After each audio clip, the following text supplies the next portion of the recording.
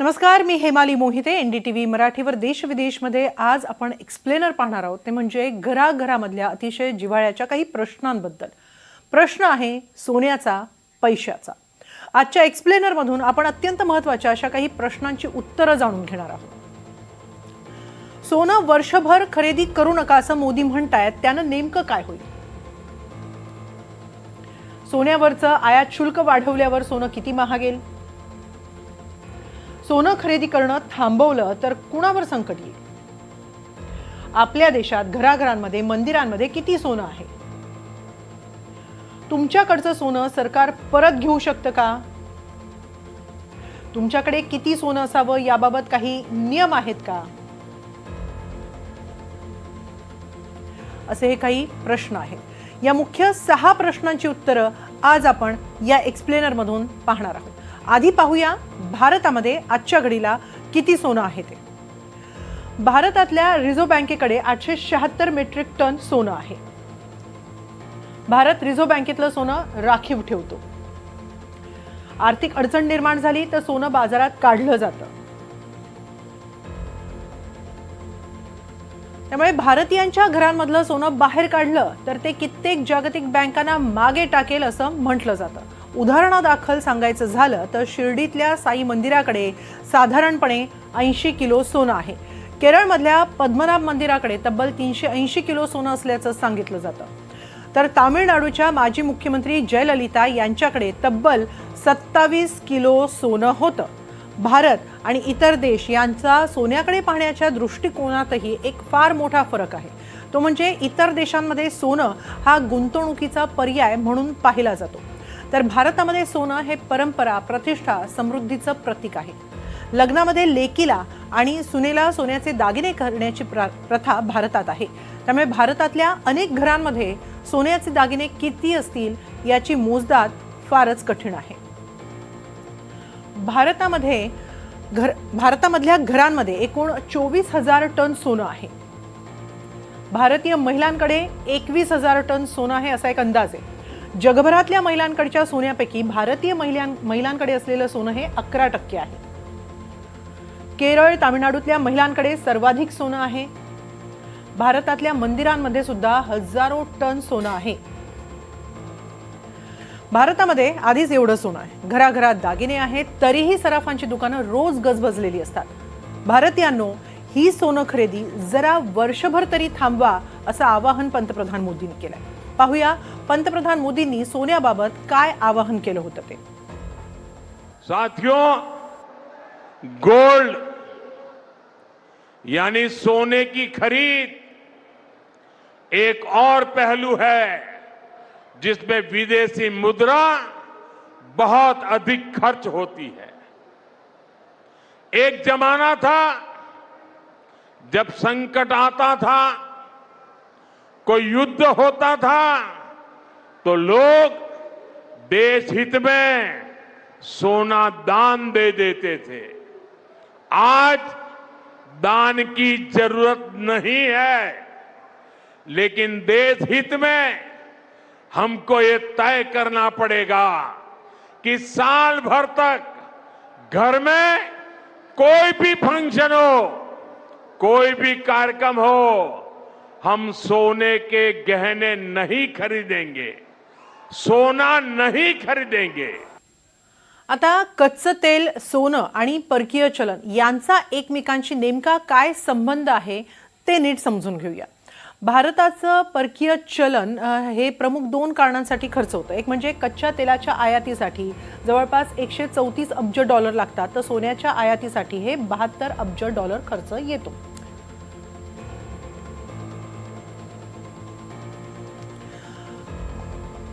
कच्चं तेल म्हणजे पेट्रोल, डिझेलवर जेवढं शक्य आहे तेवढे निर्बंध आणि काटकसर करण्याचं आवाहन करण्यात आलंय. पण सोनं हा प्रतिष्ठेचा, अभिमानाचा आणि हौसेचा मुद्दा आहे. तिथं मनाला, हौसेला आणि प्रतिष्ठेला थोडी मुरड घातली तर सोनं खरेदी वर्षभरासाठी नक्कीच थांबवता येऊ शकते. मोदींनी वर्षभर सोनं खरेदी थांबवायला का सांगितली आहे, त्यानं काय होईल, त्यामागचं नेमकं गणित काय आहे ते आता समजून घेऊया.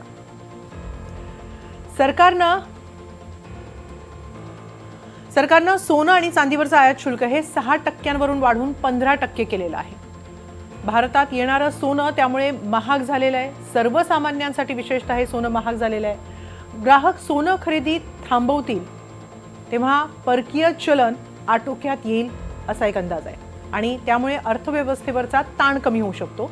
भारताच्या हाताशी परकीय चलन अधिक राहील आणि डॉलरची मागणी वाढल्यानं रुपयावरचाही ताण येतो. तो ताणही कमी होऊ शकतो. आणखी एक सोनं, डॉलर आणि रुपयाचं गणित आता लक्षात घ्या. जेव्हा एखादं कुटुंब मोठ्या प्रमाणावर सोनं किंवा दागिने खरेदी करतं तेव्हा डॉलरचा खर्च येतो. करंट अकाउंट डेफिसिट तूट रुपयाला कमकुवत करते. देश परकीय चलन कमावतो त्याहून अधिक तो खर्च करत असतो. त्यामुळे करंट अकाउंट म्हणजे डेफिसिट तूट कमी निर्माण होते. ही तूट रुपयाला कमकुवत करते कारण देश जितके परकीय चलन कमावतो त्याहून तो अधिक खर्च करतो. त्यामुळे अशा परिस्थितीत सोन्याची आयात रोखणं हा एक चांगला पर्याय समजला जातो. सोनं खरेदीला मुरड घातली तर भारत तब्बल 70 अब्ज डॉलर्स एवढं परकीय चलन वाचवू शकेल. मात्र या निर्णयाचे काय परिणाम होतील, काही विपरीत परिणाम होऊ शकतात का, हेही लक्षात घेणं गरजेचं आहे. सोन्यावरचं आयात शुल्क वाढवल्यानंतर देशांतर्गत बाजारामध्ये सोन्याच्या दरांमध्ये चढउतार निर्माण होईल. दागिन्यांच्या विक्रीत 10 ते 15% घट होऊ शकते. सोनं तस्करीचा धोका वाढेल. म्यानमार, बांगलादेश, चीन, नेपाळमधून ईशान्य भारतामध्ये सोन्याची तस्करी होऊ शकते. सराफा उद्योगावर अवलंबून रोजगाराला फटका बसू शकतो.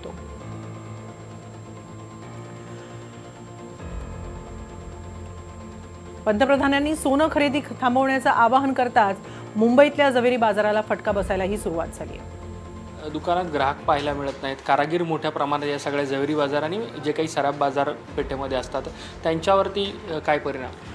तुम्ही बघा, दुकान खाली पडली आहे की एक कस्टमर नाही तर या लग्नाचा टाईम आहे, या टाईम दुकान फुल होते. पण कस्टमरनी मोदीच्या वार्ता मगजमध्ये घेतली आहे.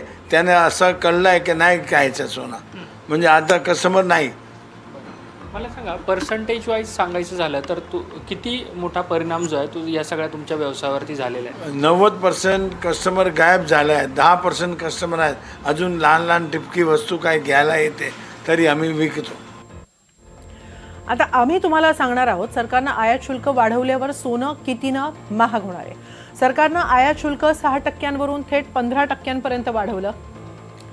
10 ग्रॅम सोन्यामागे 27,000 रुपयांची आता वाढ होऊ शकते. आजचा 10 ग्रॅम सोन्याचा दर हा 1,63,000 आहे. पुढच्या काळात सोनं हे 1,90,000 जाण्याचाही अंदाज आहे. सरकारनं आवाहन केल्यानंतर सराफा व्यावसायिकांनीही सोन्याची बिस्किट आणि नाणी न विकण्याचा निर्णय घेतलाय. मात्र ग्राहकांचं काय म्हणणं आहे, त्यांनी मोदींच्या आवाहनाला प्रतिसाद दिलाय का, पाहूया. जे पंतप्रधान म्हणताय त्या गोष्टीशी पण आम्ही पण सहमत आहोत. पण दुसरीकडे लग्न आहे घरामध्ये, सणवार येत आहेत, अधिक महिना येतोय, त्यामुळे परंपरेनुसार काही ना काही सोनं घेण्याची आपल्याकडे परंपरा आहे. पण आता माझ्या घरी माझ्याच बहिणीचं लग्न असल्याने काही ना काही तर तिला द्यावं लागेल. असं देण्याघेण्याच्या दृष्टीने खरेदी करणं होतंच. असं तर बरोबरच आहे, पण मला आज गिफ्ट मिळतं आहे तर एक लेडीज तरीके मी ते गिफ्ट ॲक्सेप्ट करते आहे. कारण की मी म्हणजे सोन्यामध्ये इन्व्हेस्टमेंट बरोबर होत आहे. आता पुढे जाऊन मी ते कमी झालं जास्त झालं ते माझं नशीब आहे, जे असेल ते, पण मला तर घालू असं वाटतं. सोनं खरेदी ही गुंतवणुकीसाठी किंवा लग्न सण समारंभामध्ये दागिने घालण्यासाठी केली जाते. मग आता पर्याय काय, तर आधी जे सोन्याचे दागिने घरामध्ये आहेत ते घाला किंवा इमिटेशन ज्वेलरी घाला. आणि गुंतवणुकीसाठी काय पर्याय आहेत? सोनं खरेदीऐवजी गोल्ड ETF आणि सॉव्हरेन गोल्ड बॉन्ड्समध्ये पैसे तुम्ही गुंतवू शकता.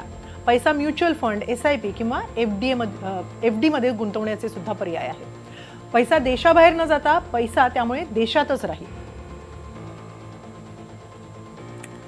सोनं खरेदीऐवजी ETF आणि सॉव्हरेन गोल्ड बॉन्ड्समध्ये पैसे तुम्ही गुंतवू शकता, हे आपण पाहिलेलं आहे. आणि आता एक सगळ्यात महत्त्वाचा प्रश्न, तो म्हणजे सरकार तुमच्याकडे असलेलं सोनं जप्त करू शकतं का? भारतात सोन्याबद्दलचे नियम काय सांगतात ते आता पाहूया.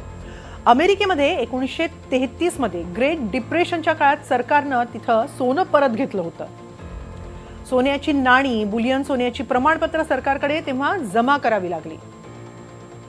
1968 मध्ये भारत सरकारनं सुद्धा स्वर्ण नियंत्रण अधिनियम लागू केला. सोन्याच्या विटा आणि सोन्याची नाणी साठवण्यावर तेव्हा बंदी घालण्यात आली.